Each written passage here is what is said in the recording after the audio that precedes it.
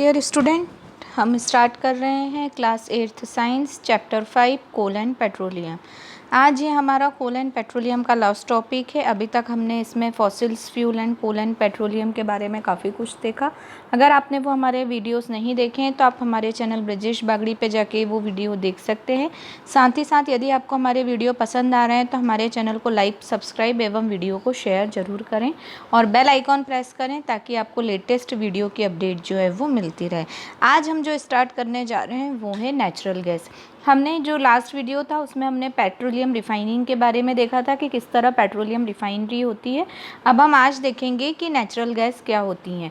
तो natural gas जब petroleum निकलता है, क्रूड ऑयल निकलता है, उसी के जो साथ ही साथ नेचुरल गैसेस भी निकलती हैं। तो natural gas is a very important fossil fuel because it is easy to transport through pipes.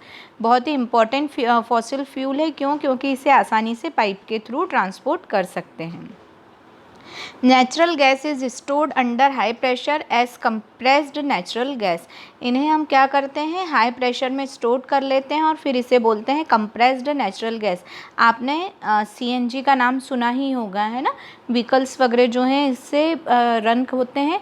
तो सीएनजी का फुल फॉर्म होता है कंप्रेस्ड नेचुरल गैस। और एक हमने देखी थी एलपीजी, लिक्विड पेट्रोलियम गैस।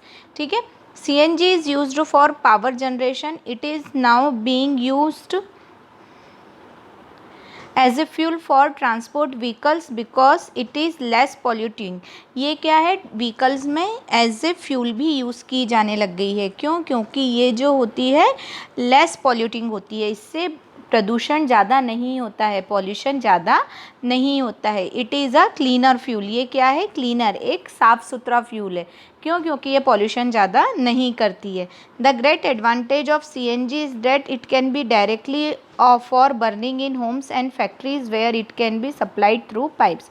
सबसे बड़ा एडवांटेज सीएनजी का क्या है कि ये डायरेक्टली घरों में और फैक्ट्रीज़ में भेजी जा सकती है, पाइप के थ्रू सप्लाई डायरेक्टली किया जा सकता है ना।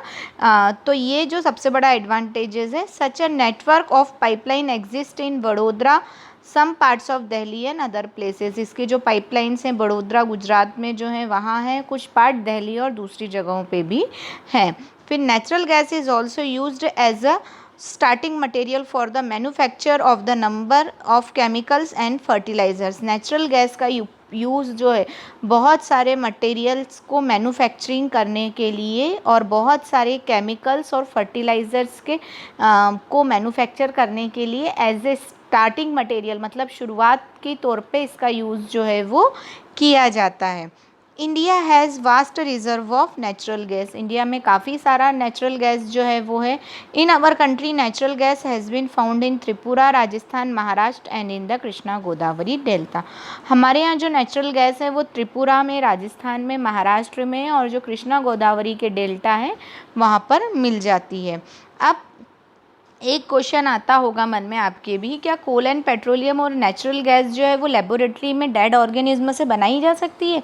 क्योंकि ये हुए तो डेड ऑर्गेनिज्म से ही प्रिपेयर थे, तो क्या हम लैब में इनको डेड ऑर्गेनिज्म से बना सकते हैं? तो नहीं, यह जो है फॉर्मेशन जो है वो बहुत ही स्लो प्रोसेस है, बहुत धीरे होता है। और इनके लिए जो कंडीशन चाहिए, जितना हाई टेम्परेचर और प्रेशर और जो कंडीशन चाहिए रहती हैं वो हम लैब में नहीं दे सकते, वो इनको नेचुरली ही मिलती है। इसीलिए हमें इनका यूज़ जो है वो सोच समझ के करना चाहिए। Then some natural resources are limited. कुछ नेचुरल रिसोर्सेज जो हैं वो क्या है, लिमिटेड है। यदि हम उनका कंटिन्यूस यूज़ करते रहेंगे तो एक टाइम ऐसा आएगा जब ये पूरी तरह से ख़त्म हो जाएंगे। You have studied in the beginning of the chapter that some natural resources are exhaustible like fossil fuel, forest, minerals. हमने शुरुआत में ही देखा था कुछ नेचुरल रिसोर्सेज क्या होते हैं, एग्जॉस्टिबल। एग्जॉस्टिबल मतलब ख़त्म होने वाले। तो उसमें क्या थे, फॉसिल्स फ्यूल थे, फॉरेस्ट थे, मिनरल्स था। तो ये ऐसे नेचुरल रिसोर्सेज हैं जो एग्जॉस्टिबल हैं। You know that coal and petroleum और फॉसिल्स फ्यूल, हम जानते हैं अच्छी तरह से कि कोल एंड पेट्रोलियम क्या है, फॉसिल फ्यूल है। It required the dead organism million of year to get converted into these fuels. इनके लिए क्या चाहिए रहता है, डेड ऑर्गेनिज्म। कई हज़ारों सालों में डेड ऑर्गेनिज्म फ्यूल में कन्वर्ट होते हैं। On the other hand the known reserve for their will be last only a few hundred year. और दूसरी ओर इनके जो हमें सोर्सेज पता हैं वो अब कुछ सालों तक के ही बचे हुए हैं, मतलब ये अब अपने धीरे धीरे ख़त्म होने की ओर है। तो हम यदि कंटिन्यू इसका यूज़ करते रहे तो एक टाइम ऐसा आएगा जब ये पूरी तरह से ख़त्म हो जाएंगे। Moreover burning of this fuel is a major causes of air pollution. और दूसरी सबसे बड़ी बात यह है कि इनको जलाने से, इनका यूज़ करने से एयर पॉल्यूशन बहुत ज़्यादा होता है। एयर पॉल्यूशन भी कॉज करते हैं ये, एयर पॉल्यूशन बहुत ज़्यादा होता है। Their use is also linked to global warming. और एयर पॉल्यूशन होता है उसी के साथ साथ ये ग्लोबल वार्मिंग के लिए भी रिस्पॉन्सिबल है। ग्लोबल वार्मिंग क्या होता है, जब भी हम फ्यूल को बर्न करते हैं तो कार्बन बर्न होता है, तो साथ में जब ऑक्सीजन के साथ रिएक्शन होती है तो कार्बन डाइऑक्साइड जनरेट होती है। मतलब कोई भी चीज़ को जलाने में कार्बन डाइऑक्साइड ज़रूर निकलती है। और कार्बन डाइऑक्साइड एक ऐसी गैस है जो अर्थ पे धीरे धीरे कवर्ड होती जाती है यदि हम प्लांटेशन ज़्यादा ना हो, क्योंकि प्लांट ही उसे एब्जॉर्ब कर सकते हैं। तो यदि कार्बन डाइऑक्साइड का कॉन्सेंट्रेशन बढ़ता गया अर्थ पे तो ये जो है टेम्परेचर को फिर बढ़ाने लगती है, क्योंकि ये सनलाइट को एब्जॉर्ब करने लगती है ना, अपने अंदर ट्रैप करने लगती है सनलाइट को। और सनलाइट ट्रैप होने लगती है अर्थ सरफेस पे तो क्या होने लगता है, टेम्परेचर राइज होने लगता है। और वो जो कॉज करता है वो ग्लोबल वार्मिंग करता है। तो कार्बन डाइऑक्साइड भी बढ़ाते हैं ये फॉसिल फ्यूल बर्निंग से, तो ये ग्लोबल वार्मिंग भी कॉज करते हैं। It is therefore necessary that we use these fuels only when absolutely necessary. इसीलिए हमें इनका यूज़ तभी करना चाहिए जब बहुत ही ज़रूरी हो। This will result in better environment. ये एनवायरनमेंट को अच्छा रखने में, साफ़ सुथरा रखने के लिए बहुत ही ज़रूरी है, क्योंकि एक तो क्या हो रहा है, इनके सोर्सेज भी ख़त्म हो रहे हैं। मतलब एक टाइम ऐसा आएगा हमारी फ्यूचर जनरेशन हो सकता है कोल एंड पेट्रोलियम के बारे में जाने ही ना, मतलब सिर्फ उनका नाम सुनती रहे, वो उन्हें देख ही ना पाए। और दूसरी हम ग्लोबल वार्मिंग भी कॉज कर रहे हैं, तो अर्थ पे टेम्परेचर बढ़ रहा है तो उधर भी अर्थ के लिए बहुत नुकसानदायक है और लाइफ के लिए भी। ठीक है, smaller risk of global warming and their availability for a long period of time. अब क्या है, ग्लोबल वार्मिंग की और इनकी अवेलेबिलिटी जो है ये दोनों ही क्या है, मतलब कि एक रिस्क है, तो इसलिए हमें इनका उपयोग हमेशा सोच समझकर करना चाहिए। In India the petroleum conservation research association, जिसे क्या बोला गया है, PCR, petroleum conservation research association, advises people how to save petrol diesel while driving.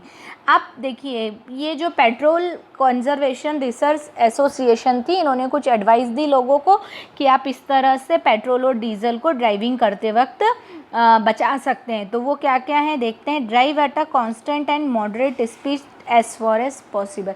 हमेशा ड्राइविंग एक कांस्टेंट स्पीड पे करनी चाहिए, और मॉडरेट मतलब नॉर्मल, ना बहुत कम ना बहुत तेज़। हम नॉर्मली जितना एक जैसी कांस्टेंट स्पीड पे ड्राइव करेंगे उतना पेट्रोल या डीजल का कंजप्शन कम होता है। फिर है switch off the engine at traffic light और at place where you have to wait. कई लोगों की आदत होती है, कोई रास्ते में फ्रेंड मिल गया है, गाड़ी खड़ी करके 8-8 10-10 मिनट बिना बंद किए बात करते रहते हैं। ट्रैफिक लाइट पे यदि हमको 1 मिनट आधा मिनट रुकना पड़ रहा है तो हम गाड़ी बंद करें। तो ऐसी जगह पे यदि हमें जहाँ 2-4-5 मिनट का भी काम है तो गाड़ी हमेशा बंद करनी चाहिए। एंश्योर करेक्ट टायर प्रेशर, हमेशा गाड़ी का टायर प्रेशर सही होना चाहिए। अगर टायर में प्रेशर कम है तो पेट्रोल या डीजल ज़्यादा लगता है। Ensure regular maintenance of the vehicle, गाड़ी का व्हीकल का जो मेंटेनेंस है वो भी प्रॉपर होना चाहिए। यदि गाड़ी मेंटेन नहीं होती है, इंजन में प्रॉब्लम होती है ना, प्रॉपर वर्क नहीं कर रहा है, तब भी गाड़ी में पेट्रोल और डीजल ज़्यादा लगता है, इसलिए मेंटेनेंस की ज़रूरत होती है। इसी के साथ साथ कुछ टिप्स मैं भी बताना चाहूँगी। ज़्यादा से ज़्यादा आप लोग पास कहीं जाना है तो वॉक करके जा सकते हैं या फिर साइकिल से जा सकते हैं। उसी के साथ साथ जितना हो, अभी तो खैर कोरोना है इसलिए मैं नहीं, पर ज़्यादा से ज़्यादा पब्लिक ट्रांसपोर्ट का यूज़ करें, क्योंकि पब्लिक ट्रांसपोर्ट के यूज़ करने से क्या होता है, जो पेट्रोल या डीजल है वो उसकी जो कंज्यूम है वो कम होता है, कंज्यूम है ना, तो उसका भी यूज़ करने से जो है वो पेट्रोल डीजल के हम जो खर्च है उसको हम बचा सकते हैं।